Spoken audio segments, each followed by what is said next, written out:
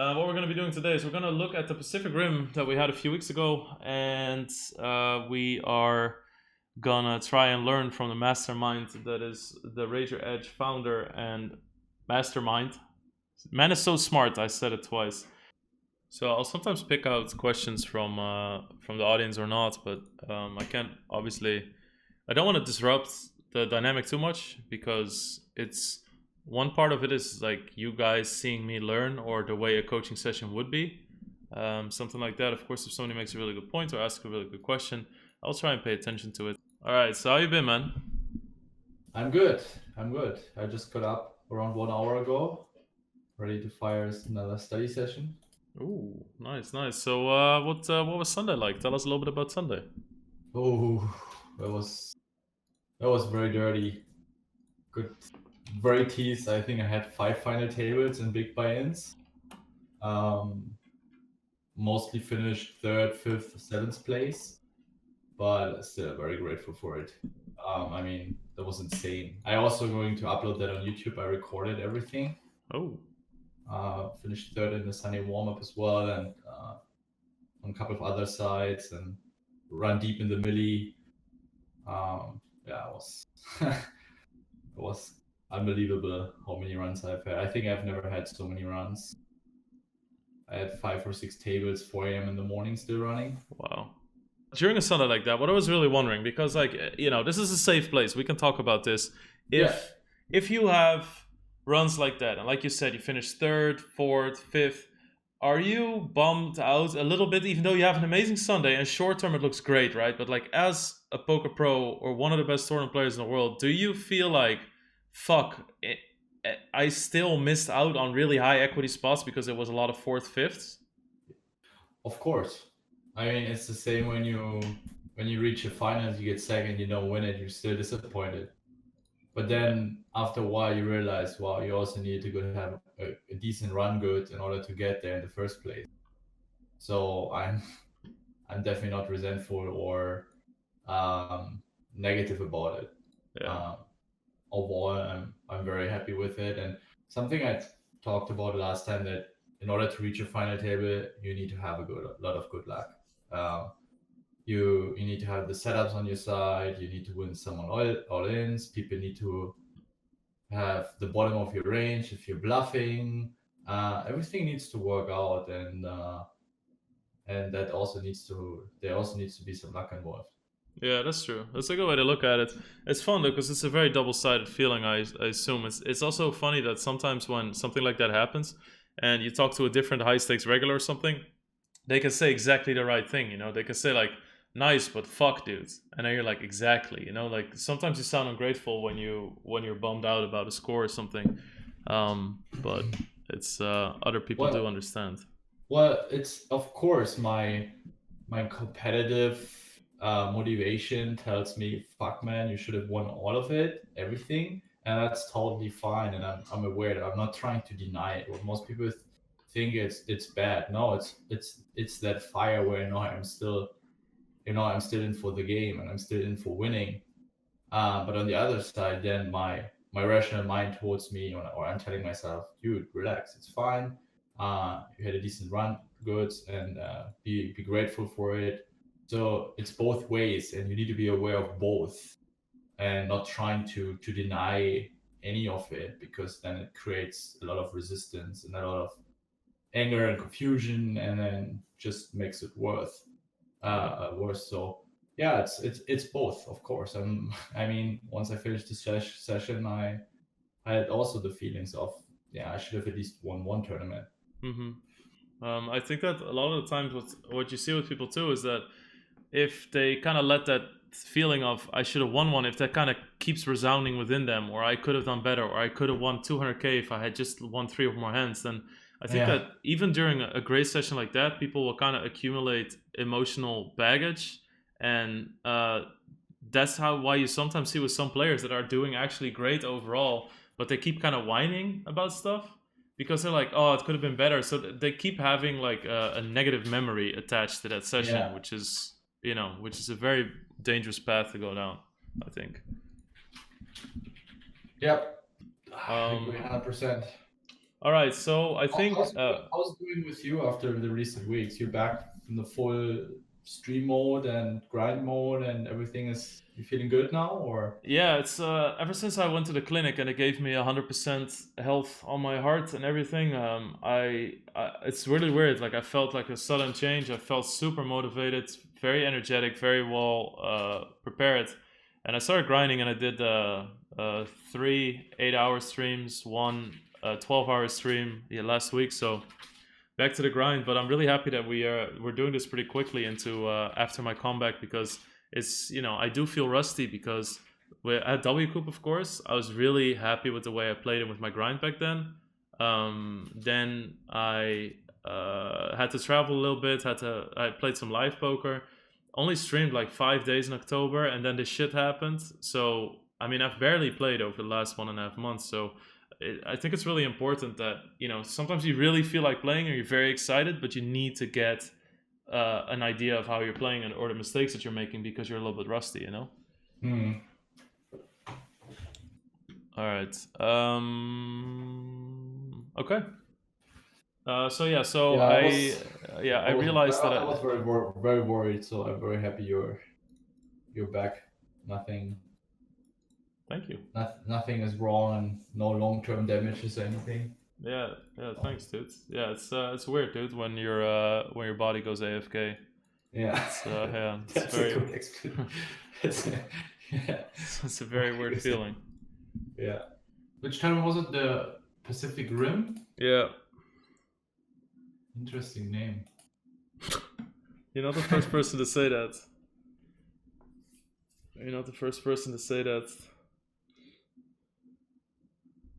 All right. So Jack 7 off. Is Yeah. that a defend for you? Yeah, I think so. Is that too light? No. I think it's fine. Especially with this deck size. I think we can even min raises. We can even defend hands like Jack 6, Jack 5 off. It's fairly close though. So Jack 5, Jack 6 would be the borderline hands, and then Jack 4 to Jack Deuce we want to be folding. And Jack 7 is a hand we definitely want to defend. Yeah, these are the annoying spots, right? You have a gutter, you probably have a bit of equity against his king highs and like queen highs and pocket fives he often wakes up with, and then yeah, you just have to check forward. Yeah. I don't mind leading small. I think it's something where people freeze a lot. And if we look at our equity against this range, of course he has a lot of ace highs, but he's checking back some king queens, king jacks, pocket fives, pocket threes, pocket deuces. And actually, for our EV, it's quite beneficial to see a river and don't expect a lot of raising here. So if we just bet 500, it might be a very decent play. Well, dude, don't you think that like a lot of the hands that he'll fold to that bet, he'll actually c-bet the flop with, and then a lot of hands that he'll call with, he actually checks the flop with? No, but we realize our equity against deuces to sevens, which are not c-betting. And then if he just calls on some rivers, we might fire another small bet against his king highs. I think king jack, king 10 wants to check back often. Like this is a board where we're going to check shove a ton of hands. Pretty much any 8x, 4x, 9x, 6 7s, jack 10s, queen 10s. And then he hates his life with king queen, because even though against our range he has 30-40% equity, he still cannot call. And yeah, it's better for him to check back. So I mean, not 40%, but around 25 to 30%, which is for a bluffing hand quite a lot. So he definitely wants to realize that equity, or king 10, king jack, ace 10. But I think people still see bet these hands way too often. But yeah, it's whatever. I wanted to ask about that hand. What would you? Because I was considering check raising that all in regard with this hand as well. So you mentioned some gutters and you mentioned some open-ended straight draws, and then you mentioned queen 10 for a gutter hand, but obviously it has two overcards against a 9. Would this hand be too loose? Yeah, I think that just wants to check call. Okay. Jack 10, 6 7, 10 7, queen 10. where we have also 2 overs against this 9x, which is very, very important. And he can easily be bet calling queen 10, jack 10. He should be checking back 6, 7 suited. So yeah, we definitely want to get it in with gutter and 2 overs at least. What about if I have Jack 7 of spades here? Because that backdoor flush draw counts as an out, right? So Yeah, that would at least where I would start considering it. okay. And if I see this guy every single time betting every flop, then I'm definitely gonna go for a check share. Cool. Yeah. Yep. So you complete. Flop. You check. Yeah. Just to give up for you. Yeah, just to give up. I think that like there's so many different hand combinations that can at least float here, you know, or hit. But I mean, there's an insane amount of gut shots on this Yeah. board. So like I didn't think this was a very good board to stab. Well, you just make it very small. I think also your hand has very good equity. You have an overcard, backdoor flush draw. I think I prefer more often betting. It would be a little bit of waste of equity to just check fold this hand. I mean, of course, he has a ton of gutters, but you know, he has 10-4 off, 10-5 off, 10-6 off, king-5 off, 4 deuce off, 8-4 off, like a shit ton of hands that cannot continue. So I'm a little bit more inclined to bet here on the flop. All right. But yeah, as played on the turn, we just. Maybe isn't it the turn? Wouldn't the turn maybe be a reasonable bet because I'm gonna limp a lot of like medium high cards, like you know 9-7, 10-8, that sort of thing. No, I think we should just be betting with our natural bluffs. If we have a king 9, if we have a 9-5 suited, 9-4 suited, we should have any suited 9 here. Something like 9-6 should be betting. Queen 9 wants to bet, king queen wants to bet, ace queen wants to bet, ace 9 wants to bet, and also a reasonable big sizing to attack 7 and 3x. So yeah, even 10-9 can bet big, jack 9 if we pot controlled on the flop. All our traps, if we have an overpair that we wanted to check raise, 10-7, because he's capping it. This would be a turn I would probably be pot betting a lot, and then we do it with our 9x and then follow through in a lot of reverse because his range is very heavily 7x and 10x cap. Yeah. And then just applying a lot of pressure against these hands. Alright. Yeah, the river bet I like. He has a ton of king highs and ace highs. And also protect ourselves against hands like 6-5 or 4 deuce that can randomly stop. That's out of position also very important to consider. That now if he has 4 deuce off, he thinks, well, I'm going to bet against queen highs, king highs, ace highs, and we're going to protect ourselves to not get bluffed in these hands. So I really like it. Very nice fold here. It's suited. It's where a lot of people still overcall. Very nice sizing. Yep. Wow. Okay, that gets interesting. Yeah. What do you think they're jamming here? I honestly, I feel like with my stack size, of course, you know, the jack is a really good card for me to barrel. So against a really tough regular, he is going to turn like backdoor flush draws or 3x, 4x sometimes into a bluff or a hand like 5-3, 5-4. But it was an unknown. Check raising this turn. I raised off a short stack. I don't know. I didn't have a great feeling about this one. Yeah, it's. What kind of bluffs do you expect people to have here? Do you even expect people to have bluffs? Not so much. Because even if they have a backdoor flush draw, I think if you look at stack depth, I think they're gonna end up calling a lot instead of check raising. Yeah. Yeah, I would actually be if I would be him, I would be shoving a lot of 3, let's say 4-5 in hearts or 3-4 in hearts.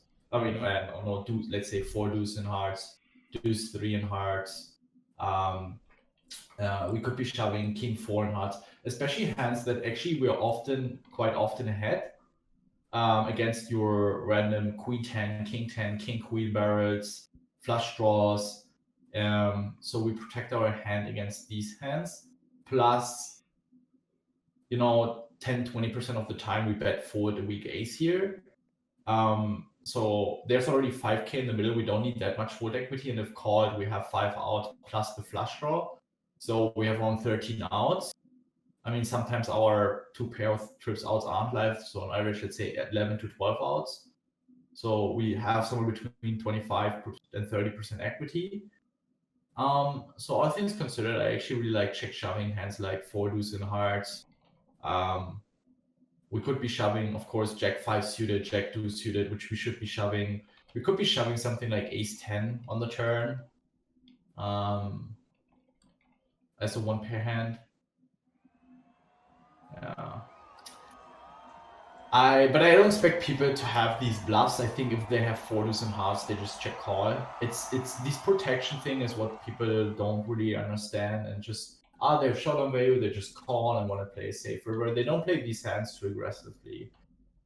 So I feel like too often it's jack 5, jack deuce, traps, 2 pairs, flop straight. I think I'm folding. Yeah. Wow, that is a strong fold. Yeah, I like you said, I think it's so hard for him. It's so much different if the flop is ace 6-5 or something. Then there's so many more hands that people can think, you know what, fuck you. When they have a hand like 7-4, 8-7. Yeah. That's a very good fold. Thank you so much, Timek, for the host. Thank you, dude. We're deep in the study session. Welcome, everybody. We're learning some poker from one of the best. I'm not sure if I would be able to do that in game. Nice. That's good to hear. All right. But actually, especially with your stack size, it could be so tempting. Like, I have 15 big blinds left. I don't want to grind 15 big blinds. Fuck it, I'm going to call him off. It's so easy to level yourself into calling, Yeah, I think what's really funny is actually, I think that this is one of those examples where streaming makes you play better. There's a lot of stuff where streaming costs me money or ROI or whatever, but I feel like this is one of those instances where you just want to play really well, Yeah. It's definitely not easy to make this fold.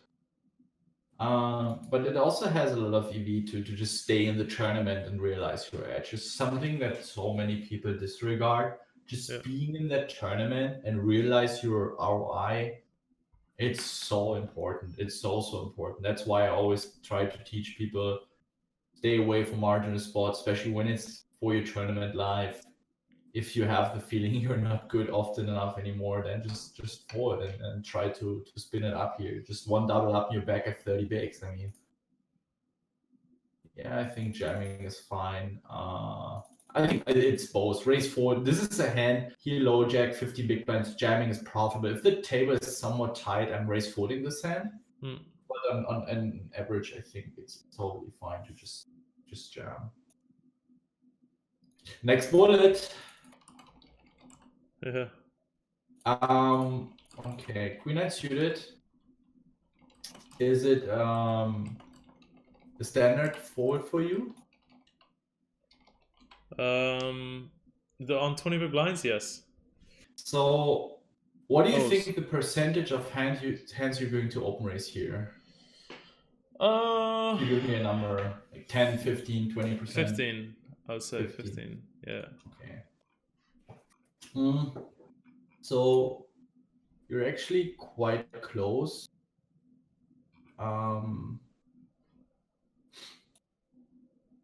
If we look at 20 big blinds from another gun +1, queen 9 suited is always an open raise. And you can see our range is actually quite tight. And we're folding 5s, we're folding 9-8 suited, and it's very important to have these blocker hands still very, very playable. And these kind of hands, king 9, queen 9 suited, jack 9 suited, with this deck size perform extremely well. Okay. So this is definitely a mistake not to open it. Wow. Even though the players behind look a bit fishy, it's this plays very reasonable against their 9-8 suited and 9-7 suited and 10-9, Jack-9 suited, what they're flatting. Of course, they also have some Queen-X that dominate us, but all in all, with the pre-flop aggression, the ability to flop decent hands, this is a hand for 20 big blinds. Even from under the gun, it's always an open raise. And you can see it performs much better than ace-4, ace-3, ace-2 suited. Yeah, it's funny. I'll be honest. I would have. Oh, okay. Here's the sixes fold. I would indeed fold sixes, open seven. So that's good. Yeah, and here from your position, sixes we should be opening from this position. Yeah. And then the next position, you can even see from these positions here from where the left sit. You want to be opening Queen 8 suited, Jack 9 suited, even King 8 suited. Sorry to interrupt you. Let me try something. I think I have a trick. All right, we did it, team.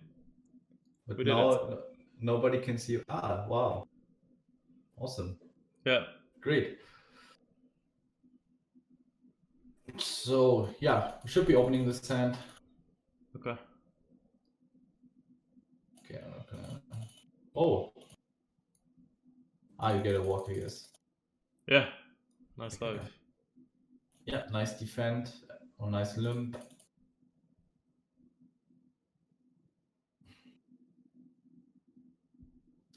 So, what are your thoughts on betting here? I feel like I need some protection. That's why I try to bet as small as possible.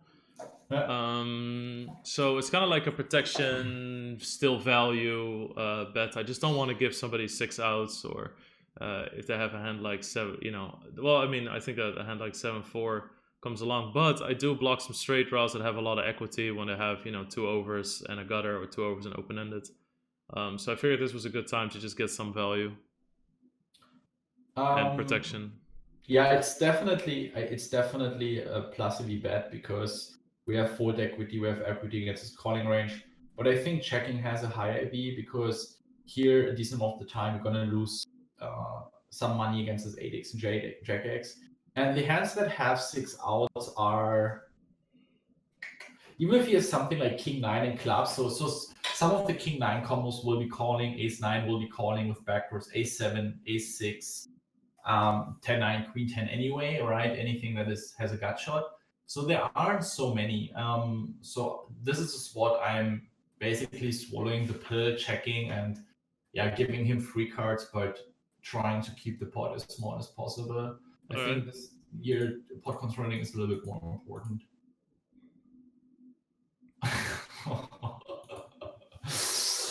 He goes for it, huh? Yeah, all the way. Actually, it's not a bad play in theory, because your range is so incredibly capped, and he has a ton of 2 pairs. If you have river, if you have turned, let's say you have Jack X, you pot control King X, your range is so 1 pair heavy and bluff catch heavy that these are one of the best sizings you can apply on opponents. Let's say you have he has 6-7, he has 5-4, Queen 9, 10-9, like jamming is so good. He has all the 7-9s, he has all the 6-5s, 8-6, all the river Jack-6, river 2 pairs. He could be shoving even King-Queen in clubs if he has. So, I mean, King-Queen might be a little bit too much, but it's really hard for you to... Basically, every single hand you're calling with is indifferent. Like, you don't have a snap call. And, I mean, I'm not saying shoving is the best play here, but betting extremely big and overbetting, because every single hand you have in your range, you hate your life. True. Because you're not making it. And that's what you want to, when you want to bluff, you want to put your opponent's hands indifferent. So you're not losing money, but you're also not making money. So your EV is literally 0. I mean, you shouldn't be over bluffing. And now if you have 7 deuce and clubs and just jam everything, but that's something where then you need to work a little bit deeper on it, and the frequencies you should be doing it with, and which kind of hands. But in general, with your bluffs, and it's not that difficult. I mean, you start with the most natural hands, your busted draws. 5-4 would be a reasonable hand.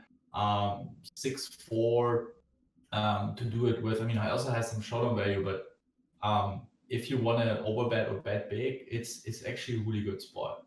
Okay. You could be shoving your ace-4 in clubs, your ace-7 in clubs, all these kind of hands. Yeah, it's a nasty strategy and really hard to play against. And this is something I've encountered when I started playing higher stakes. You will face that more often. These Yeah. extremely big bets. Yeah, it's very annoying. Yeah. Of course, I'm a Terminator. Kings. Yep. Yeah, this is also a spot against him. He seems to be a recreational player. I'm just never thinking about balancing my range or checking or protecting my. I just play my hand Yeah. as best as possible. Hey, could you turn the holder manager stats off? Yeah.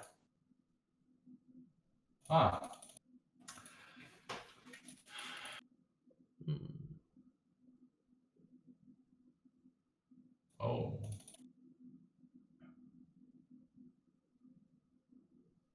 Yep. We just call it off. 50 big blinds. Easy jam. 10-8 suited. Of course, I'm a Yeah, Terminator. you can already see here you get a lot of flat calls. Yeah. I actually this is one of the spots where we'll probably also start limping more in these kind of hands. Because 10-8 suited is still a 10 high hand, right? And it benefits so much from taking down the blinds. But if these guys just stick around with Jack-7 suited from the small blind and 9-6 suited, it's just not good for your V. So then just start limping and play in position. That's so tough because I don't really have limping ranges. I don't really limp. Well, the point, if you see there are a lot of fun players, just the bottom of 10-15% just limp. That's already a very strong adjustment. Oh, that's very interesting, actually. Yeah. Yeah, so just like 10-8 suited, 10-9 suited, Jack-9 suited, 8-9 suited, 7-6 suited, King-8. I mean, King here, I want to be raising my high equity hands. So King-8 suited, all ace highs, Queen Jack suited, Queen, because these guys are flooding way too many suited connectors and putting money into the pot with weak holdings.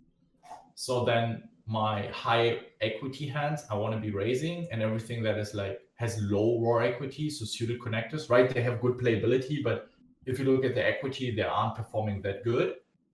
And these guys are sticky, so it's also hard to bluff a lot post flop. So I just want to be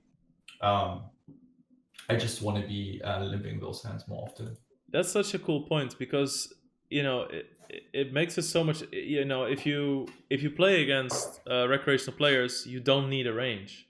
You just need to play your hand the best way possible. Exactly. Cool.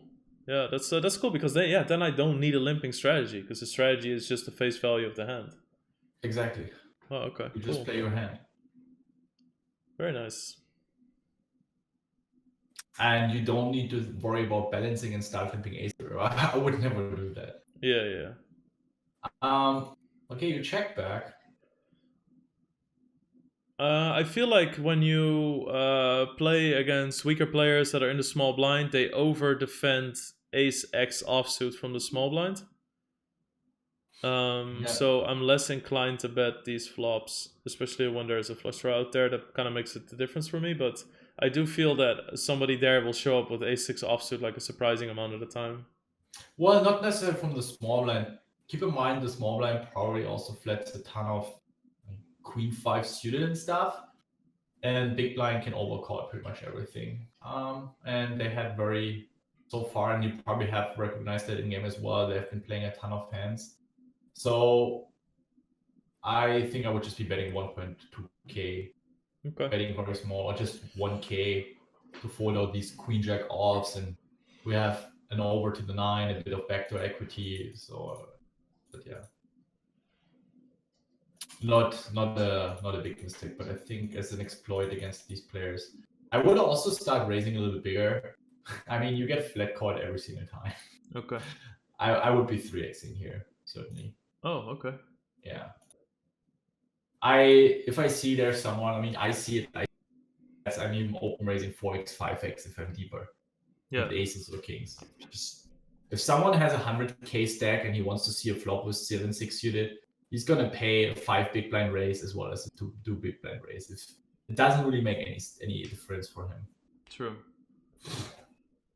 That's interesting points. Yeah, it's the same thought as the limping. You just, all right, I have a good hand. I raise 3x.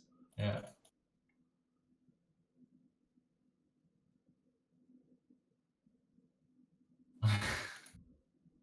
Yeah, this is tragic. I hate this so much. I don't mind folding and not turning off your stream for a second. So you had some. Hey, we are back. I just had a lag. I typed all the secrets you did. Yeah, sorry guys, an EMP went off in my neighborhood.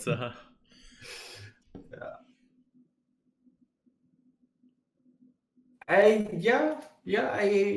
think that's pretty sweet. Like, you never know what they're up to. I actually don't mind folding. I think jamming is not so nice. Yeah, I think both jamming, checking back. They have a ton of ace kings, ace queens,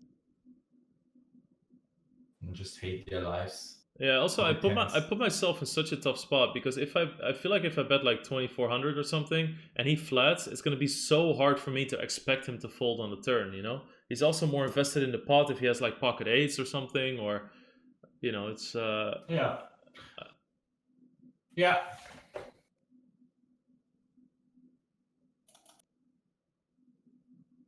I think that's fine. All right. Of course, I'm a Terminator. Thank you guys for the subs. I'll shout you out very soon, or first one that went through in a certain at a certain point. Thank you guys. I really appreciate it though. And again, welcome everybody from Timac. We're studying with one of the best, so we're trying to get better at this poker game that we normally live stream. Nice sizing. I like. Nice. I'm glad, because these are the kind of things really that I like. That this sizing is something that I do unconsciously now, or subconsciously. And it's something that I learned from our study sessions. So when I see this, I'm like, oh yeah, that's what I learned now, and that's what is integrated into my game. You know? Yeah.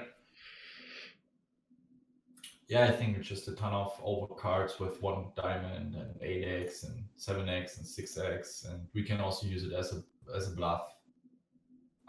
If I have, let's say, a 6, I would just be betting small, like 2k, because you can still have a 7. Yeah, of course, can still have some trap flushers like 7x and diamonds, or checking back some nut flush draws. It should be, let's say in theory, it should be in his range. But 9x is so strong, beats all the 7x, beats all the pairs.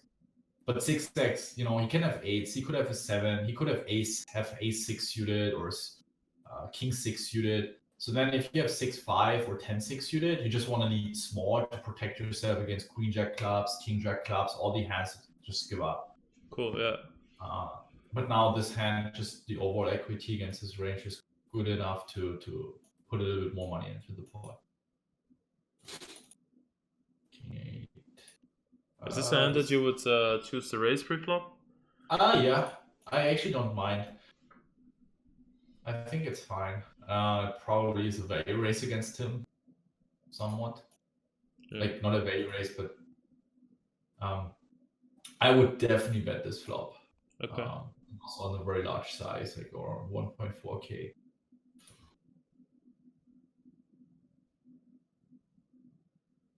Turn should also be at least a pot bet. If he picked up a queen and gutters, I think he's calling anyway. Okay. Just a small thing. Yeah.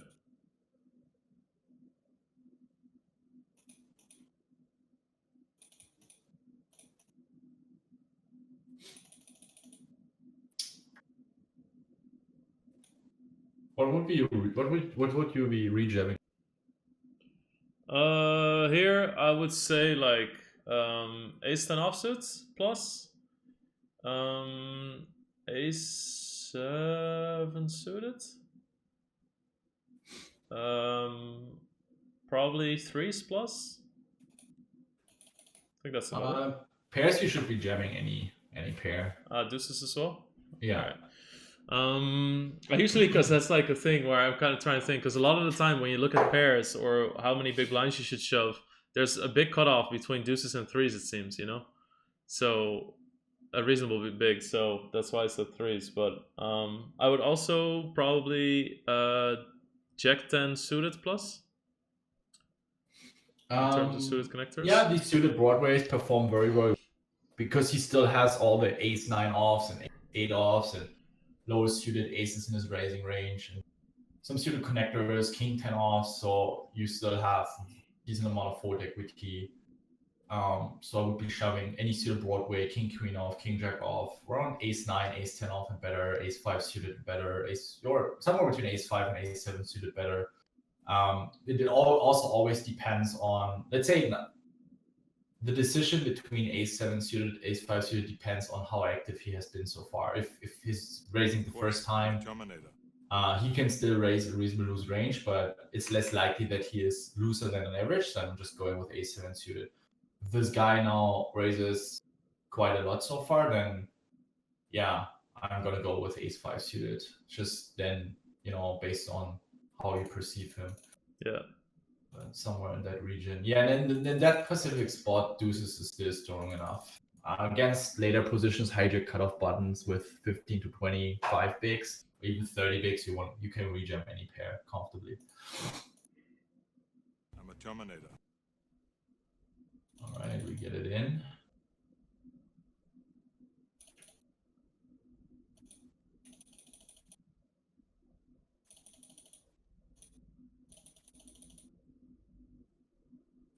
I guess we jam. What would be the worst ace you would be calling here? From the top of my head, I would say A7. Suited? Probably A7 suited. Ace 8 offsuit. Yeah. Sounds good to me. Wow. Ooh.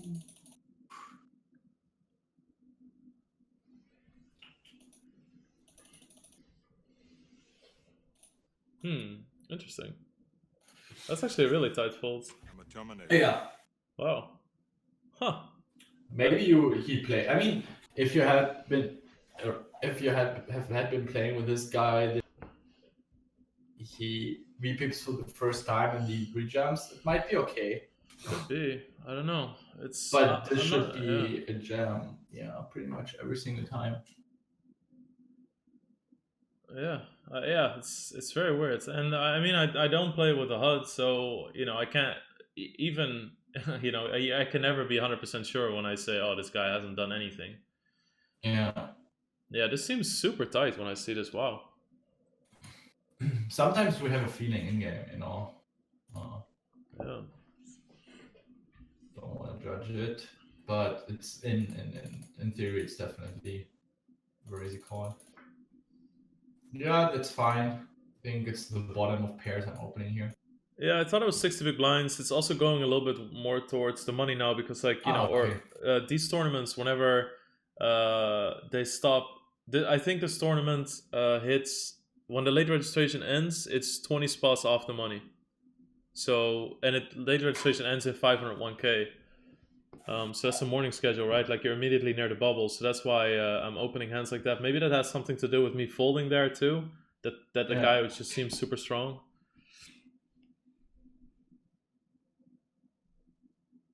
Thoughts on the open a standard, c-bet is standard. Any plans for the river? Yeah, I just figured I can still rep a ton of check through boats, king x and queen. Yeah. So I figured I have a pretty wide value betting range that can value bet pretty strongly. So I figured to just bet reasonably large. Yeah, I really like it. I think I wanted also this is what we want to be shoving a ton of hands. I mean, he might have some traps with king, queen, king 8, but more often he has an 8, he has a 4, he has a better ace high. Yeah. If we bet 6k, 7k, it's going to be tough to fold the one pair hands.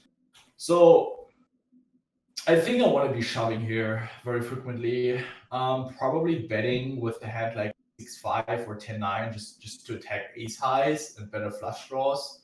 Something around 6k. But since we block an ace high, I think it makes more sense to just jam. All right, I did not do that. Especially if it's close to the money. Yeah. Sorry. No, don't worry. All right. Yeah, So this I is think getting called quite often, and it's better than 6 or 7k. It definitely applies a lot of pressure on his stack. I think it's quite okay. It's the size, this is the least sizing we wanna use. he tanked, by the way, just to make myself feel better. But he used his whole time bank to call. Yeah, I think he would have folded if you jam. Yeah. But that's like, you know, this is not even a hand I'm targeting, of course. So he's very high up in his range here. Yeah, of course.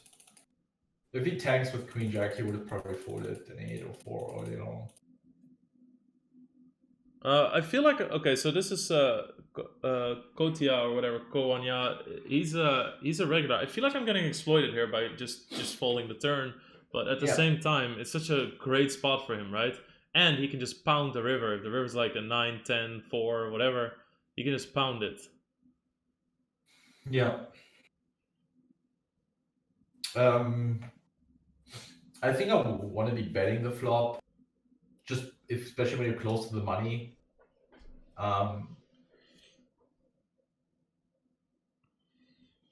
Around 1/3. It's both. Check is fine, betting is fine. In theory, want to do more check, totally okay. But how I perceive players in multi-way pots is they aren't raising at all, and you definitely want to have some raises here. But I don't see it at all. So with ace queen, we're pretty much see a turn. Okay. Which then it's the same for heads up pots, right? If you play against someone that check raise very little, you want to bet your. However, it goes check through on the turn. I think we have to call once. Yeah, you see, fuck, I knew it. I knew as soon as I fold, I was like, if I'm just folding here, I'm playing way too honest. Especially with the ace and diamond, we have 2 overs.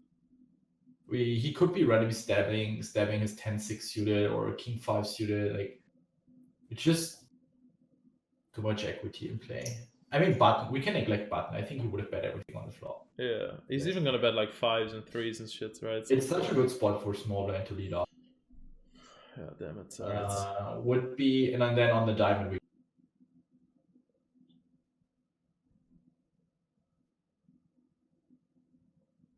what happened here on the river? That's interesting. Yeah.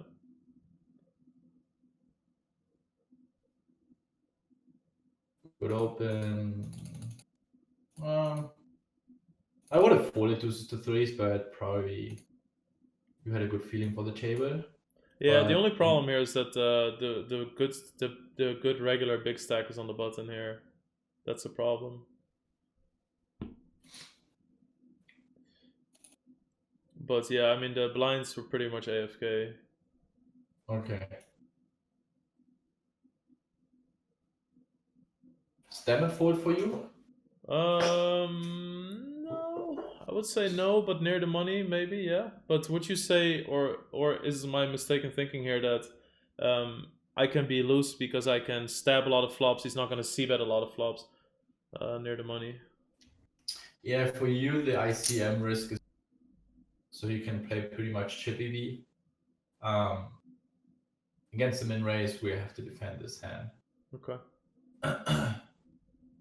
That's good to know because I adjust my ranges too when being the passive person in a hand as a big stack. I mean, obviously I pick my spots to put ICM pressure, but I don't really look at this like, oh, I should just chippy V defend because his raising range is going to be tighter, right? Yeah, it's definitely the bottom. I would be folding 9k I'm folding, but against the min raise, I think we have to call. Okay.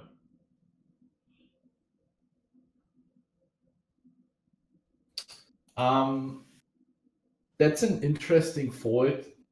You shouldn't be folding here for one reason. You can still VPIP very, very wide from the small blind, even though it gets close to. What most people underestimate, overestimate is here for you know, calling the small blind, calling a pre-flop raise, calling a flop bet. You're not going to play for your tournament life. And the queen high is still strong enough to small blind. I would be, let's say, if let me open it real quick. If we go with the small blind strategy that in a chip EV situation for tournaments, it looks somewhat like this, and then queen 4 off you can see is a fist snap pump limp call. So now there's ICM in play. I would probably fold a bit of the bottom here, like 8-5 off and jack 3, jack 4, jack 5 off. Maybe queen loose off, but I think queen 4 off is still strong enough. And then we just fold, you know, the bottom 30% here. Like queen 7, queen 9, we limp call queen 9 off, we limp call king 9 off. You know, it's like you just defend a little less against this race, but you can still limp very, very wide because you invest 600 for a pot of 2,600. There's literally no ICM for this bet. There's no risk premium or ICM tax or whatever kind of term you want to use. Okay. All right. Clear. And I'm not saying that just because I believe that. You can analyze even those spots when there's heavy ICM involved. For table, even as the second big stack against the big stack, you can still limp a shit ton of hands. All right. Okay, yeah, maybe I'm overestimating the pressure that somebody's gonna put because I don't know. Yeah, I mean, I can do a lot of stuff to kind of prevent that from happening too, of course, by limping strongish. Yeah. Hey, could you restart the call because the sound sometimes cut out when you talk. All right. So queen 4, 8-7 suited.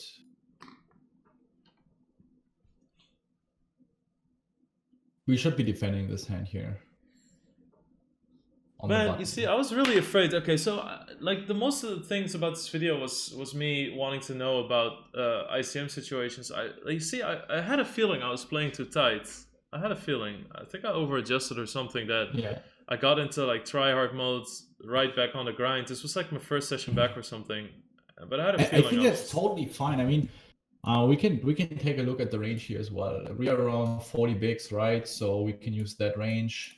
Button versus MP, and you see 8-7 suited is somewhat here. And if there's ICM involved, I mean, the thing is, and I also tell the people, if you went on a vacation, you come back, you're not sure, you have been pausing for a while, and you're lacking a little bit of confidence, then take a step back, play a little tighter, regain momentum, regain confidence. That's totally okay. And then afterwards, it's not a big punt, but I think now to get the most value or push your EV as high as possible, we want to be flatting those hands in position, and it's a profitable defend all day long, right? All right. It's not like super printing, but it's profitable, especially in position. If you feel comfortable playing post flop in position, we definitely want to be flatting this hand here, and you would have flopped an open and a straight draw. No, but wait, this is wrong.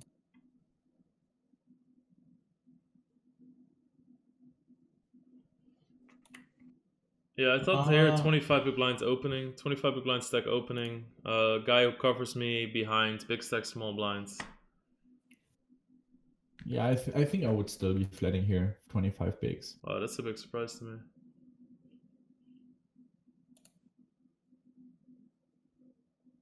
Yeah. I think it's okay to flat. It's borderline. Like fives is somewhat the borderline. I mean, just because there are players behind that can squeeze and all in doesn't mean we only call hands that we also continue against their re-raises. Right? So we can certainly call hands that are planning to fold against their re-raises and jams. Yeah, that's true. Yeah, it's not like I invest a big part of my stack when I have to fold. I just feel like I'm kind of setting myself up to do it. But then again, you know, I would also flat my big pairs here. Yeah. Sometimes.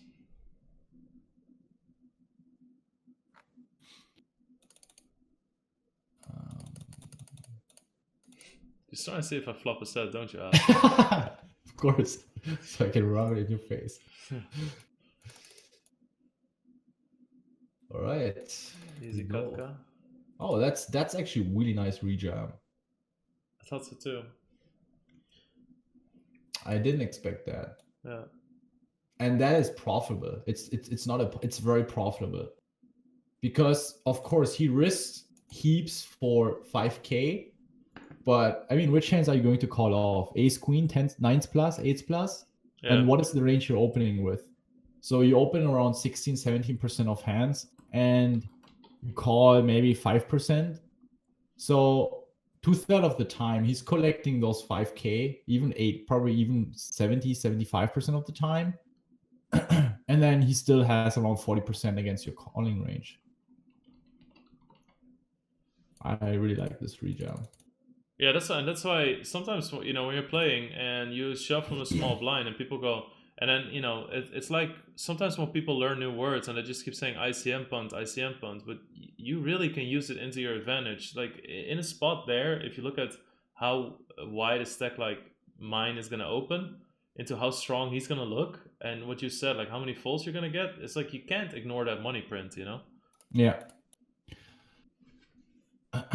And since I was also updating a lot the ranges recently for the course, I've been studying these spots, like these deep rejams, 25, 30 bigs with Queen Jack, King 10 suited against earlier positions.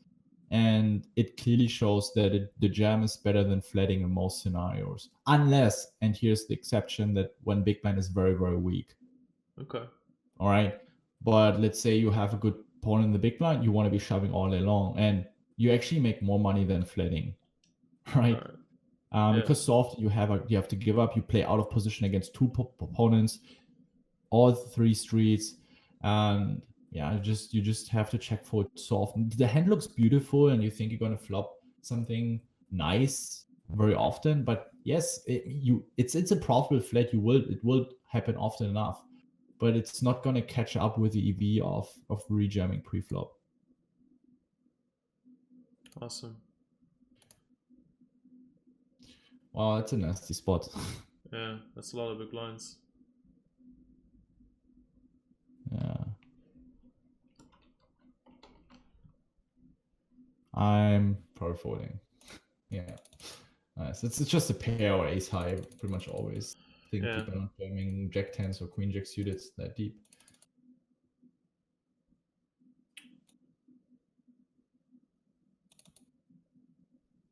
Yeah, very nice 3-bet.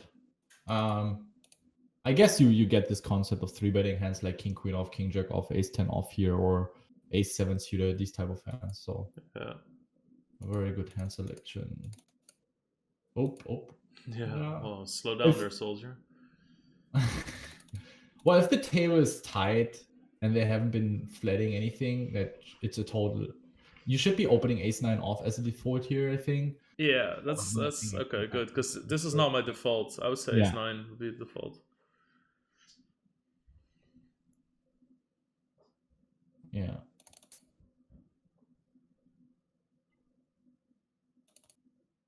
Standard c-bet for you?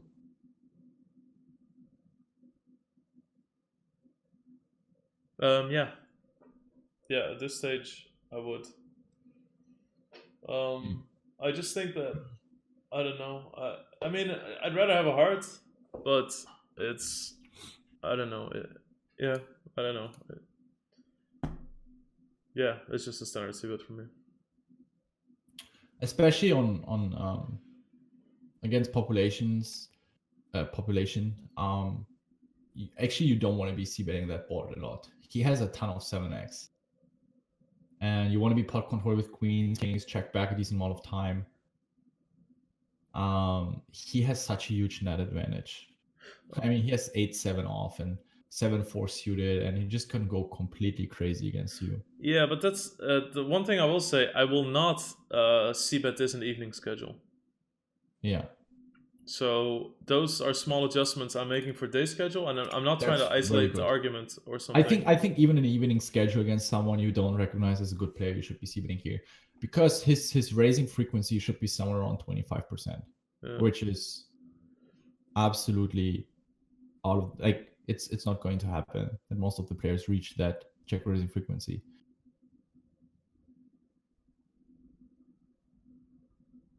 Okay.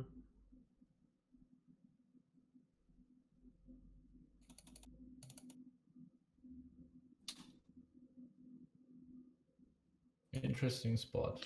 Yeah, now seeing the board and seeing the stack sizes and like the player who's on the button, it seems like a check raise could be pretty good too. Yep. I like check raise. What sizing would you use if you would be betting here? Half pot. What is the stack to pot ratio then going to be on the turn if you bet half pot? Bit awkward, huh? Especially against button. Yeah, true. I would have to shove. Yeah. But that's okay too. Or maybe like barreling is easier maybe because the queen and king might show up on the river, you know, if you have another. I like the idea that you want to size it up and not bet around 1/3. I mean, I would even bet 8 or 10k, probably 8k, and then just like that. jam turns. All right, I like that. So, but there's nothing big blind can do with his 7x against that sizing. Yeah. It's just like, it's just disgusting. And the beautiful thing is that, especially with strong draws, if he has a flush draw, he's like, well, there's so much money in the middle. I have a little bit of fold here, I jam, and you get it in against worse draws, but you make them fold pairs. So you actually, that's what you want to do with very strong draws. That you fold out 70% equity hands or 60% equity hands. Let's say 60% equity hands when you overcard his life as well. But they're going to get it in with 30-40% equity hands. Okay. So I really like betting very big, and then we just jam any turn. And we can even be checking some clubs because we can do it with ace jack, we can do it with queens. There's so many value hands we can be doing it with. Yeah. And then we also have on certain clubs the nut flushes in our range where we can check. And we don't need to worry about balancing. Like, first of all, for the hand itself, it's an insanely good play, but also for it really suits our range. We don't need to worry about, okay, now we would check raise or bet small with our flush draws, and our big betting range is only over pairs or top pairs. We're gonna be in problems on a 10 in clubs, and we always have to check fold with our over pairs. So you also have some flushes in your range, which is going to be very beneficial for your overall range. Yeah, you were gonna have less headache to make a good fold with a top pair on the turn if the flush gets there and he bets into you, because I also have some flushes in my range.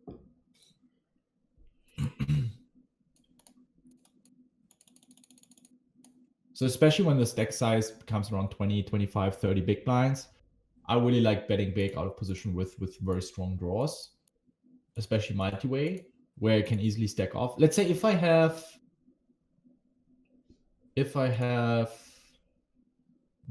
queen 10 in clubs, I would be check calling. If I have king 10 in clubs, I would be check calling. Because if I get it in, I get it in against better flush draws, sets, over pairs, and eventually 7, 5, 8, 9 in clubs. But with queen 10 or king 10, I block all the weaker flush draws. So it's very unlikely that he will stack off with, like, I don't know, maybe queen 5 in clubs, but just a tiny fraction. Yeah. So the weaker flush draws, or 8, 9, I'm check calling. 8, 9 suited, I'm check calling.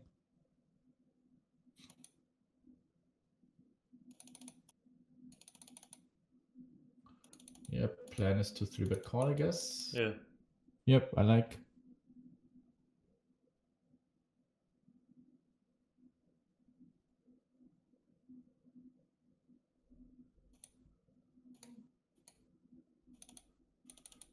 You're finally manning up. Yeah, I like. Yeah, you have to call against the sizing.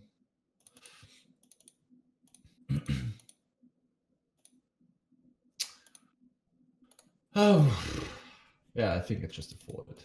Yeah, it's often ace queen or random queen 10 or king nine suited that has been 3-betting pot controlling the flop. Honestly, on these stakes, I think you can include ace king in there as well. Yeah. Yeah, I think so. Well, it makes some sense actually. I mean, we have a ton of 2 pairs, some sets, straights. So actually, it's okay to check back. Doesn't really need to protect. Give Lex Veldhuis some room to bluff a little bit on the turn. Oh yeah.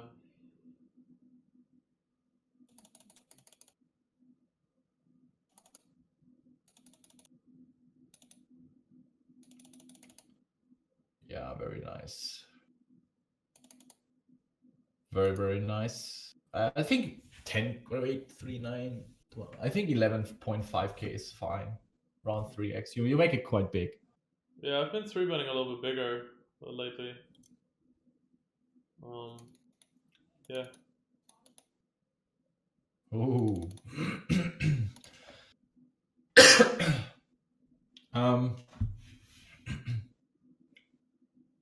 What are your thoughts on second barreling here? I think that my flop bet was really small. And like really small. So I really think that he's gonna stick around with king queen suited, those sort of things too. A decent percentage of the time, he's gonna stick around with all his ace highs, with his ace queens, whatever. And I thought if I would just bomb the turn, he's gonna talk himself into a fold a lot of the time because they also just expect a third barrel to be coming. But that might also be a mistake on my end because it's really hard to triple barrel value bet on Jack 4. Yeah. But yeah, I just figured like I kept his range weak enough, reasonably weak enough to get folds on the turn if I showed him I was going to go all the way. I would really like to do it with, let's say, if we have the ace and hearts, because he's floating a lot of ace. Let's say the a6 in spades, a6 in diamonds, or a6 in clubs. So if I have the a6 in hearts here, for example, a6 hearts, 10 in diamond is a really nice hand because he's going to keep check calling ace 10 in diamonds, but we block ace 10 in diamonds, and we're not blocking his folds with ace queen spades, ace queen clubs.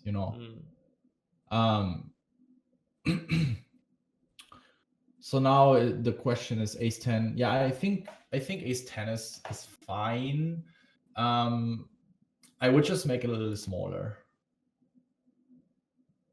I think in my head, I wasn't gonna bet 3 streets, but I kind of tried to find an amount that might show that I was gonna go all the way, but I wasn't gonna bet 3 streets on this board against Under the Gun.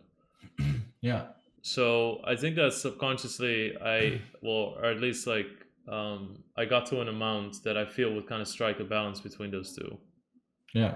Whereas if I bet small, then I know I'm not going to barrel the river really, then I just keep him around. Yeah. I just want to make it a little smaller on the turn. I think you accomplish the same, like 18k. I think he's not folding 7s or 8s or 9s or 10s against the second barrel. It's ace highs, it's floats that you're attacking. River, you're planning to fire or just give up? No, just give up. Okay. Wow. I don't know. Do you think this is like? Do you think this is too ambitious? Like, I mean, would you double barrel here? Would you triple? Would you just like c-bet 1/3 and give up, or like what's the deal? Or would you just check this flop back and then I don't know? I felt a little bit.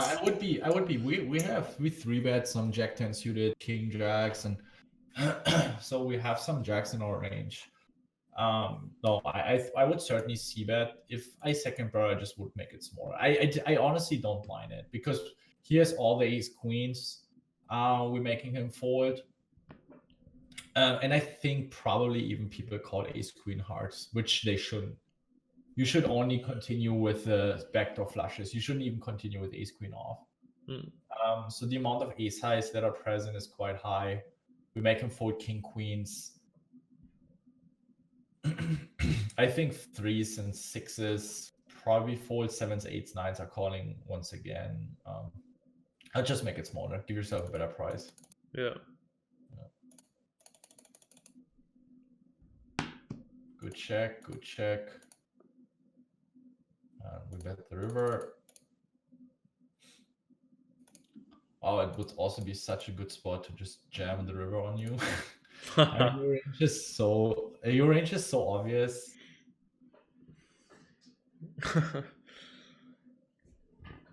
I could still have aces in my range or quads. Well, 3 combos, 4 combos, and 45 combos of 1 pair hands. Yes. Okay. Yeah, but I also think that nobody's really bluffing against that. I think King 8 suited, we should be opening here. All right. I like that at least. I like that at least whenever you say something is too tight or whatever, I'm usually off by 1. You know. Yeah. Good rejam. This is something I would write down on this player, that he opens a little bigger than min raise with his deck size. There are a lot of people have tets, and then if he goes for min raise with his deck size, you don't even need to look at your cards. You just click the all-in button and then for real. I'm that serious. I'm writing all these things down. I'm writing down. I note him. Okay, raises to 2.25x with 15 bigs with 10 from the cutoff. If I see him min raising next time, I really don't care what I have. If I have 9-3 off, I just go all in. Yeah. Because they don't have 10s in their raise call range, probably not even jacks, 9s, ace, king, and then just very often a cheap steal. That is interesting. I should really know. It's hard to get that read on someone because it takes some time. But if you do it for some time, I did it when I was grinding sit and goes every day, and I was grinding high stakes, and the player pool was quite small. Yeah. And there were a lot of recs that had sizing tests because they don't think there's someone writing this down. And just you can do some very funny things. But if you get caught, you look very stupid.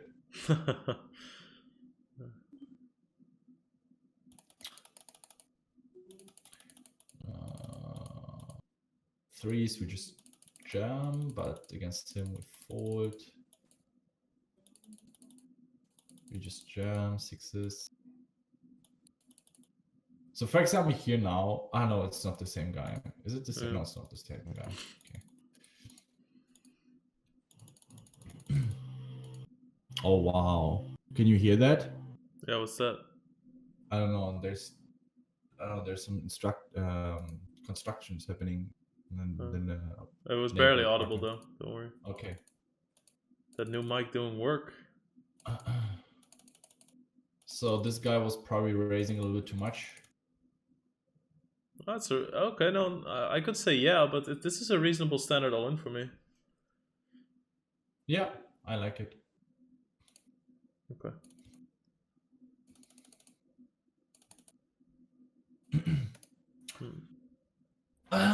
Yeah, it's a nasty spot. I probably would be calling very often. I think it's still strong enough. They still have queen jack, jack 10 suited, and all the under pairs. Just I like 3-bet folding. I like flatting. I'm leaning a little bit more towards 3-betting this hand as a default. I thought I think I said out loud. I think I said out loud during the stream that if I have 25 big blinds here, I really like to block my ace blocker hands or 3-bet my ace blocker hands. But yes, but king queen is also an extremely strong blocker hand, and it benefits a lot because his flatting range is more defined. He's probably jamming ace king, ace queen. So once he flats you actually have a very good playability because he's queen jack suited, king 10 suited, king jack suited, queen 10 suited. So you're still performing very well against his range, and you're not going to be dominated that often unless he has a few traps. But he never has ace king, he never has ace queen, he never has kings or queens, probably not even jacks. So it's the hand that you really know where you're at. You can define his range very well post-flop. You get information where you're at pre-flop, right? If he jams, you kind of know what he has, and you just fold it. And it blocks a ton of his jamming hands, like ace, king, ace, queen, kings, and queens. Okay. So I actually really like 3-betting this hand and then just flatting king, queen suited. Yeah.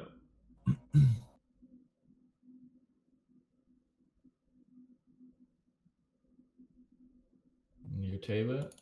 Yeah, good fold with 9-7 suited.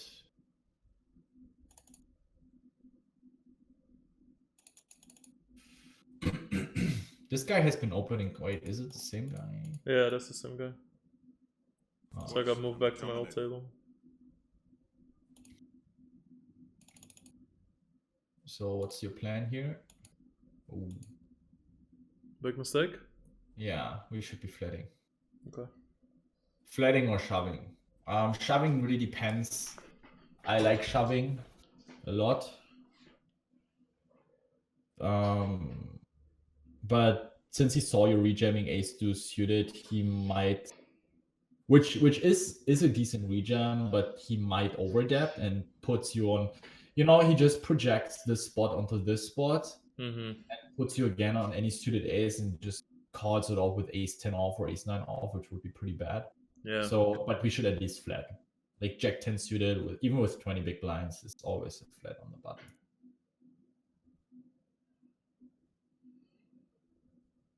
Yeah, I think 10-8 suited, we want to be opening here from the low jack. Even limping is fine. But I think we can raise. God damn it. Just a few hands with 20-25 big blinds. You underestimate the abilities and the equities you have post-flop. You should be some more flatting and open raising. But just, I think you just one hand off. And especially if you have a good edge, then... Yeah, okay, so this hand, I kind of regret it. At a certain point, I thought like, oh fuck, I was kind of thinking myself into a circle here, and I kept thinking like, how often do I really make it 8k here or something, because this is a regular limping.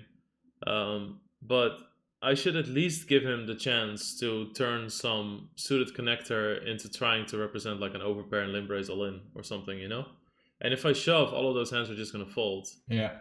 I really only keep the really strong part of his range, and I don't even think he's limping tens, right? That's part of his raising range. So I really think that this was like a horrible shove, I think. Yeah, you definitely want to be raising here. 9k, fat post flop. They don't have ace king. Like you don't need protection against 6-outers. Wow. Well, if he has ace queen, he might even have tens and jacks. Oh, that's true. So against him, but I think against, you're right. Against population, you want to be raising. It's yeah. just one of these outliers that breaks up with ace queen off.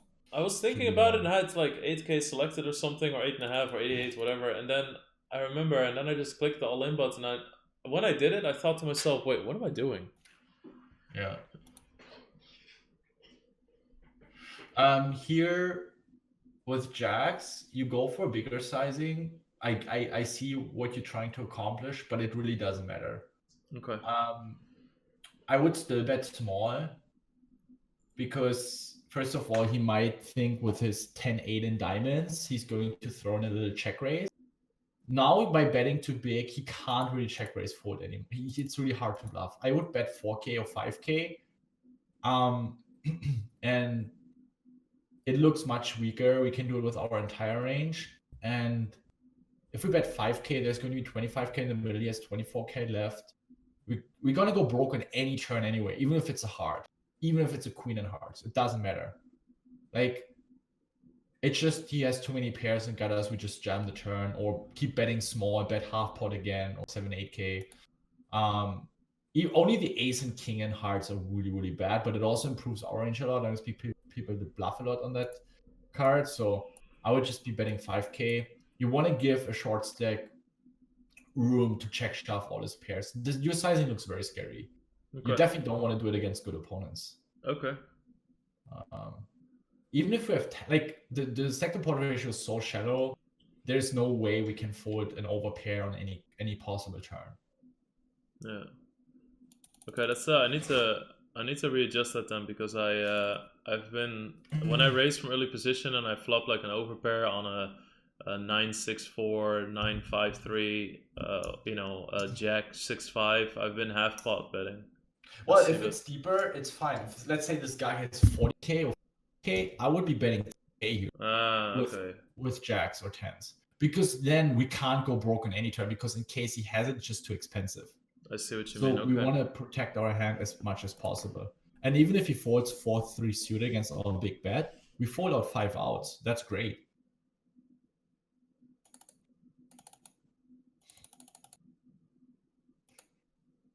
Yeah, that's close, but I think it's fine. Should have a ton of these crap hands. Good fold, queen 10 off. Again, like Jack 10 suited, Queen 10 suited, we're calling. Even 10-8 suited, 10-9 suited, 9-8 suited, these kind of hands we're calling. Queen Jack off, we could consider as 3-bet folding.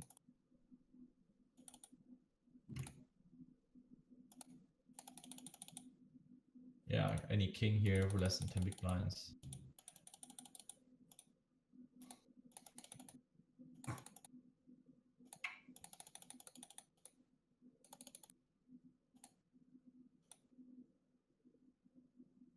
So, what are we doing here? Check call. But is check raising? Do you ever check raise here, or is it just like? It doesn't really seem like I want to be blowing up a pot. I know I'm gonna have to check a lot on the turn with 5, so I figure I just check call here. Small bets. He's gonna c-bet this board a fuckload. Exactly, that's why we want to check raise. Protect our hand. Ah, so it's okay. So it's kind of like the same as like a small c-bet with bottom pair or something. Yeah. Okay. Just raising to 17k. Okay, just a nice little small check raise. Like, no, but that's super let's say interesting. around 15, 16k, just to protect. Well, we don't want to, because we have the hands in. All he has to call king queen with king queen and clubs. So we don't want to make it too small.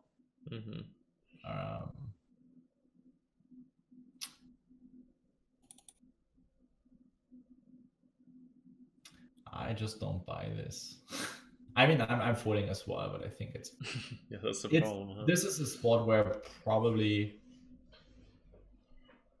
he's never doing it with jacks or a hand that or a 4 very often.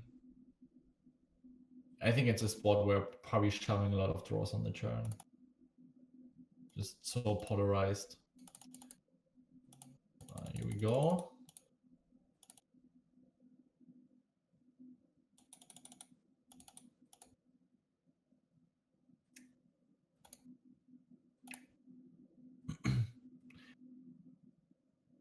Check call, check raise. Check raise. Yeah. Yep.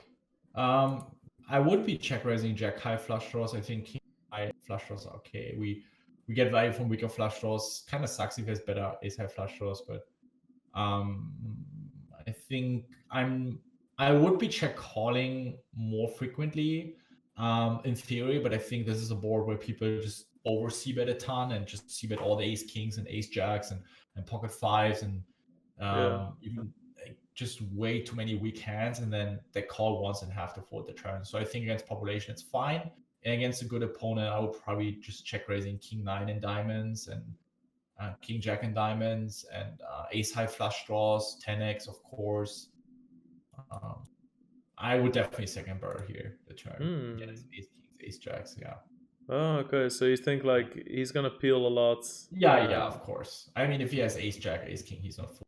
If he has 8s or 9s, they'll probably call it peel once. Plus, if he has a hand like queen 9, he's in a really shitty spot. Yeah. If I bet the turn.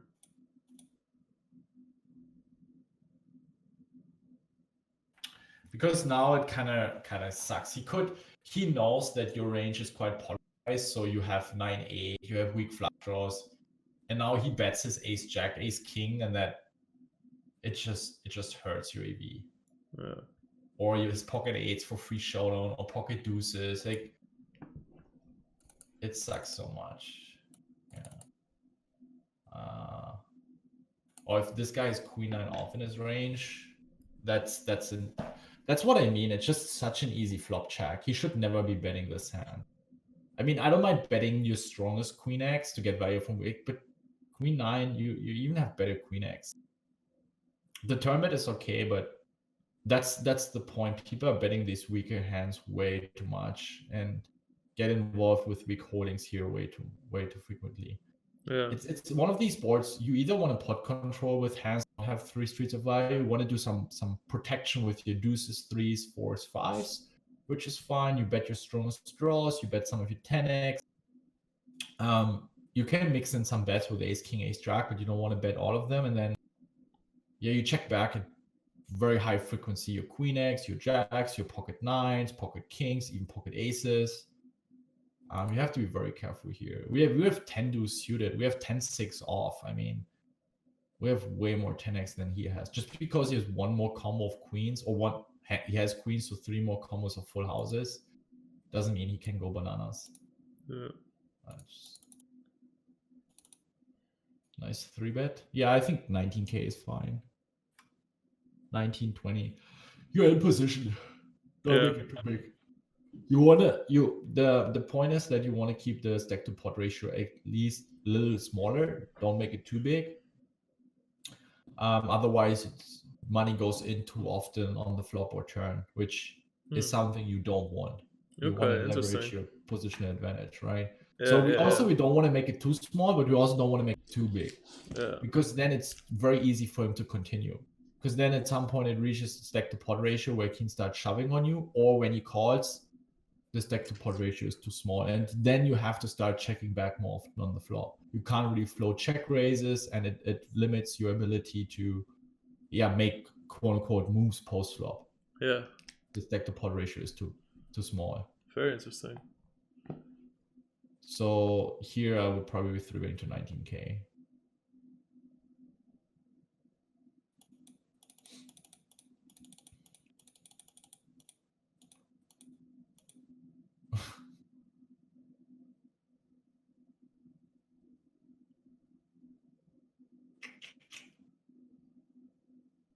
Yeah, in these spots, I'm always like, when we call, it looks so strong on later streets, right?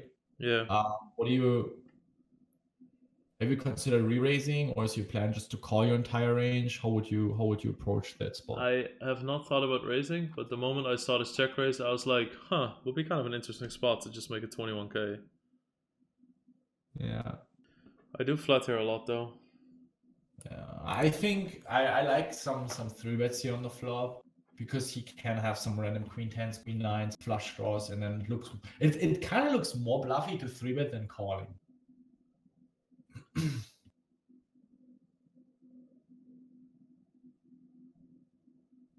So I actually like re-raising a lot. And as a bluff, I would call and then stab the turn. I don't know. It's weird in this spot, but yeah, so weird.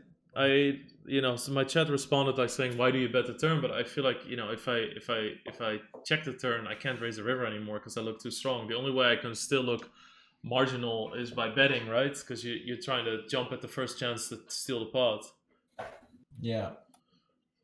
Well, if you have the nuts and he has a stack to pot ratio of 2, so he has 2 times pot left, you want to be betting. You want to build a pot. Like, he can have queen 10s, he will call at least once, which you're going to miss value against. He can improve to straights, and you're going to have a huge pot. He can have nut flush draws, he's calling once again. There's just too much value on the turn. If he has crap, I mean, what are you folding on the river? If he has 4, 6, 5, and he's done with the hand, he's not going to put any more money in the middle unless he's a maniac. So now it's the time to get some value. And since this board is pretty much locked up, so if we have a king and he has a boat, we are dead. We have a boat, he has a king, he is dead. If he has something like queen 10, he has very little equity. So we're either ahead, far ahead, or far behind. So we just bet, and we don't need to bet that big. We just bet small, also to give him the right price to call. Now it's the time to give him the right price to continue with the weak range. And then we play a river. And then on the river, we go for a big value bet. But here you definitely want to bet money. Okay, nice. Yeah. His flop race is so polarized. He's not doing it with ace, queen, jack, or pocket queens or pocket aces. If so, I would be betting big on the turn, but he's not. And especially after we call it. So it's very, very likely that we have a king. So here it's not the time to slow play. He can have queen 9, queen 10, he improved to some straights. He can have weaker king X, now is pot controlling, but still trying to bluff catch. He can have king 5, king 9 that is check raising. He can have ace king. So I definitely want to bet the turn. Cool. Nice 3-bet. Very nice 3-bet. What about sizing here? Yeah, 4x. Around 4x. It's good. Out of position 4x in position 3x, and you're always good to. If you get less than 30 big blinds, you actually want to be 3-betting around 2.8, 2.9x. Yeah.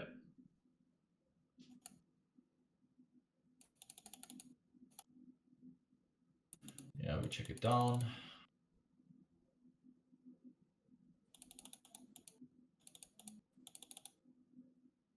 It's final 2 tables. I think so, yeah. Okay, yeah, that's pretty standard.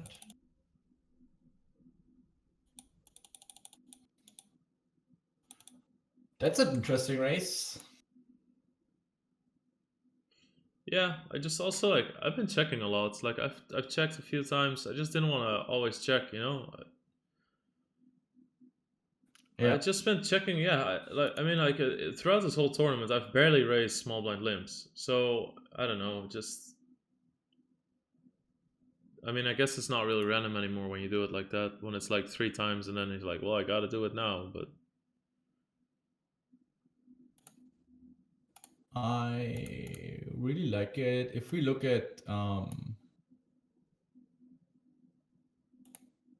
some strategies here for raising from the big blind, it looks something like this for this deck size. I mean, if we go to 50 big blinds and more, you can see it's this middle part.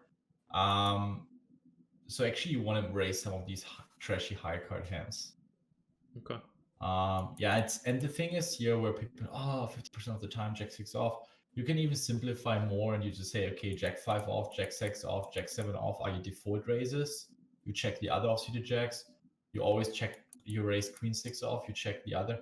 It's big blind versus small blind is the only exceptional spot where you want to raise with some trash hands because you have so much fold equity. When the wider the ranges are, the more trash you can raise. Yeah. And then post flop, you stab a lot of c-bet a lot of flops, and you either hit a top pair or you don't, and then you just give up very often. And I mean, look, if you look at the value hands we're raising, the red hands, we also have a ton of very strong hands post flop. And you want to be raising here around 40 to 45% of the time. I mean, here's a little bit ICM involved. You're shorter, so you probably just want to be raising around 35 to 40%. But I think it's really, really good. Of course, sometimes we're dominated, but we clear out equity pre-flop. And also we're in position. So in position, we have the ability to pot control way more often. So I really like the raise. Yeah, I also really like the c-bet. Maybe fold is a little bit too weak with the jack of diamonds in there. Yeah, I think it's a hand that wants to float. Yeah. And then attack his checks on the turn with a 1/3 bet. Mm-hmm. Yeah. Yeah, seeing this, I feel like it's too weak. He's raising less than 3x. Yeah. You can certainly peer once here.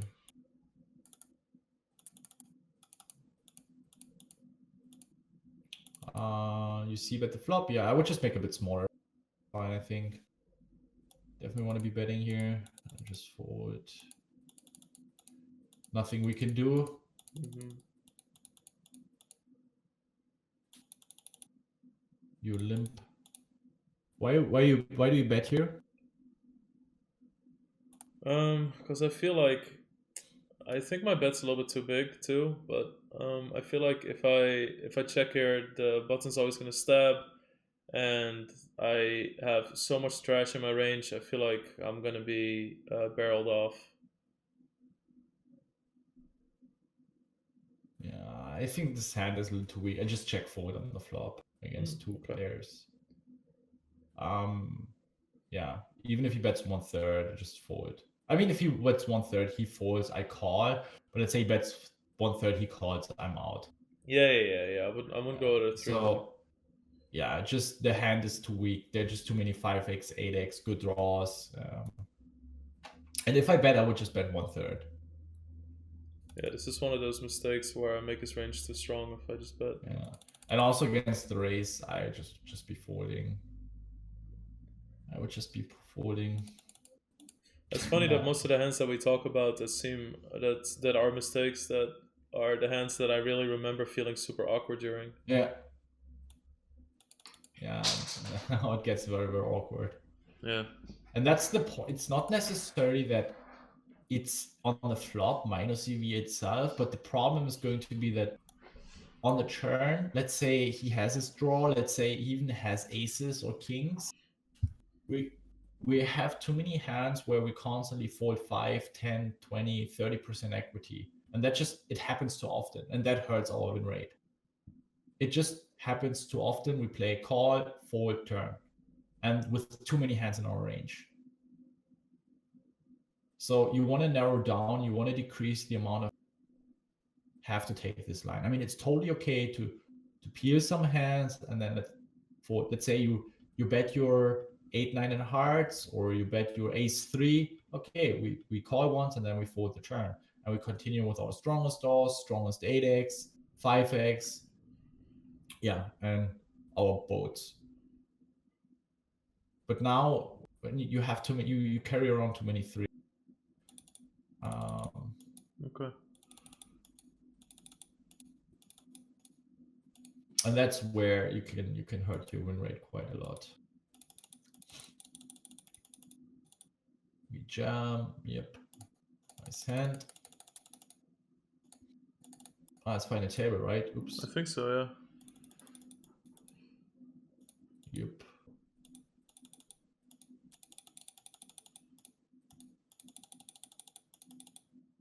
Oh, that's nasty. Yeah. Yeah, I like the fold. 30 BB. Yeah.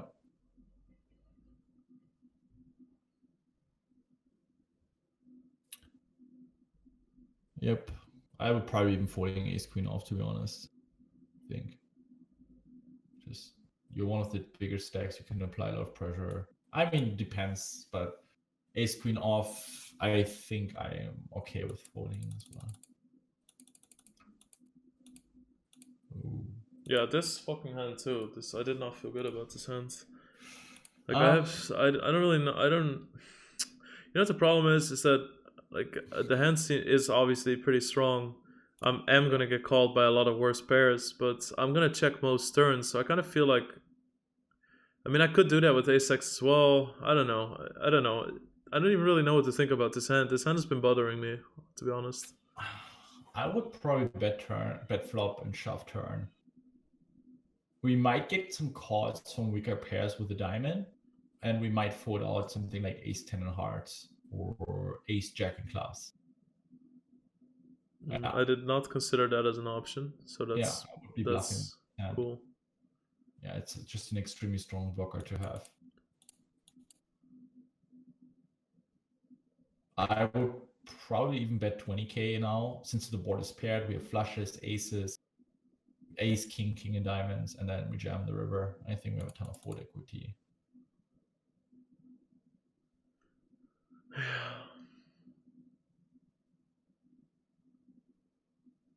Don't mind jamming the river here, actually.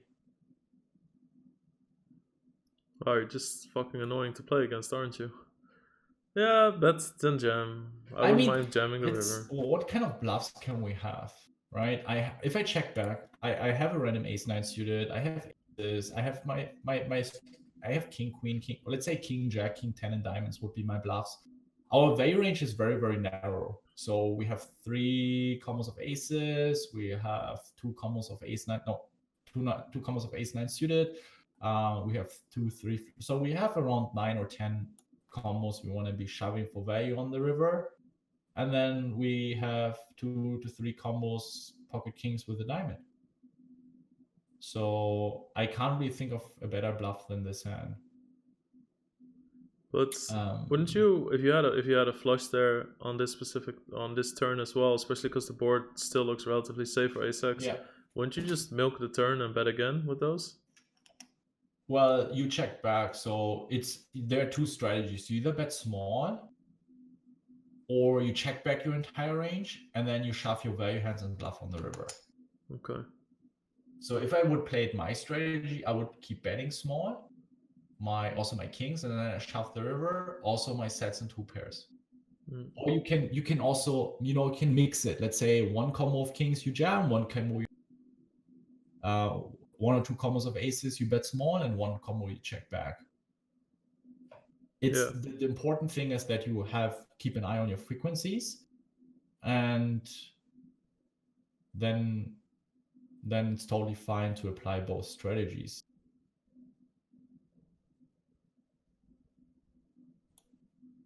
Even let's say if you have jacks with a diamond, is also a really nice hand to barrel it off. He can have some slow plays with kings that play call fold, and he can even have ace-7 and diamonds. Yeah. Cool. And I need to consider shit like that. Even though it's a low stakes, it's a final table. Recreational gets scared, and I think it's even more successful than on high.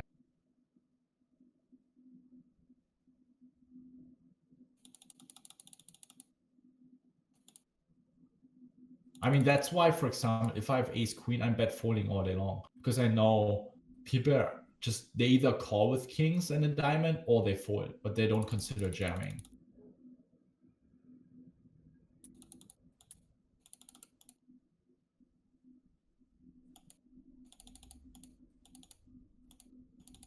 By the way, I have to go in 5 minutes. All good, dude. So maybe we could just oh, hello. We could just stop after this hand too, because then we can do final table next time. Yeah, we can certainly do that. So ace check suited, yeah, for easy rejam. Maybe we stop at 210.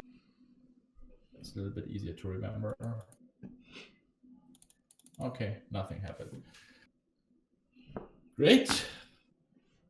All right, I'll let you go. I'll give you the shout outs, and I'll tell people where to find you and etc. After we hang up. So I'll talk to my audience. But thank you so much again, man, for making time. I overall, I mean, we talked about a few things, especially once you had a long break. I mean, not making bluff with kings is, I think, totally normal. But overall, a very strong performance. Some very good laydowns in the early game. Here and there, some looser flat calls. Very, very strong game. I mean,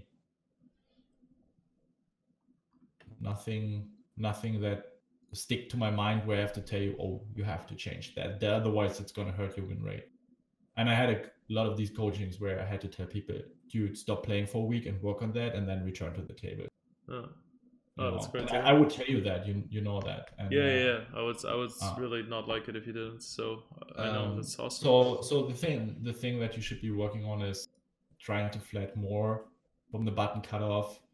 Don't also some forwards from the small blind with queen 5 off or 9-6 off where you overestimated ICM a little bit. So you made some good adjustments in terms of not playing too many hands pre-flop. I remember there was a time where you defended quite a lot, right? Yeah. And then we talked about that. And of course, if you try to make adjustments, it's very, very likely that you might take it a little too far, and then you get a little too tight, and it's just time to readjust a little bit once again. And it's always back and forth and always trying to find the right balance. But I think it's not gonna be a big problem for you. Some really good, nice post-op sizings. Awesome. I'm very happy with that, because we can also actually, the funny thing is I started using software where you can solve multi-way spots, dude, and that's so crazy. And I like, maybe next time I can show you how much you're actually supposed to fold in multi-way pots. Yeah, please do, because that's one thing that I think is really good for the audience as well. Yeah, if you see that once, you might realize, okay, you're not gonna put any money anymore with 7-3 suited in that spot. You know, and you just see it once and it will stick for you for so long. Yeah. Awesome. Great. All right. Thank you so Okay. much, man. I'll hit you up after and we can schedule something else. And Okay. yeah, awesome. Thank you. Stay healthy, my friend. All right, we'll do, man. Take care. Okay, ciao. Bye. All right, guys. So hope you guys like that. Terminator. All right. So before people leave, the stream is not done. Also, I want to say you can find BenCB on twitch.tv/RaiseYourEdge. He streams Sundays sometimes. On all socials, they're Raise Your Edge as well. If you want to also get on Raise Your Edge, then I would consider typing RYE in the channel. We have some very nice discount codes for it. As you guys see, BenCB is my personal coach as well. I use the product. I get coached by the one who thought all of it up. So it's never too early. It's never too early to start fucking training and practicing. It really isn't. I'll go over the notifications in a second. Thank you, Beamer Grill. I'll read your probably stupid fucking joke. Yeah, so if you want to get in on it, they have an apprentice course. It's around $600, but you can get $80 off if you use the codes. If you get an apprentice first, you can later upgrade it to the masterclass, and you only pay the difference. Of course, you only get half the discount that way. It's just incredible. If you look at all those things, if you just start exploring the Raise Your Edge world, you can use all those things that he showed, all the tables, all the sheets and stuff, the spreadsheets. You can use all of those. It's incredible. You can find anything you want, and they constantly update it as well. Fantastic, just fantastic product. He knows so fucking much. Yeah, that was fun. All right, so that was pretty good. There was a few big mistakes, but overall it seemed good. I'm very happy that my sizing was good.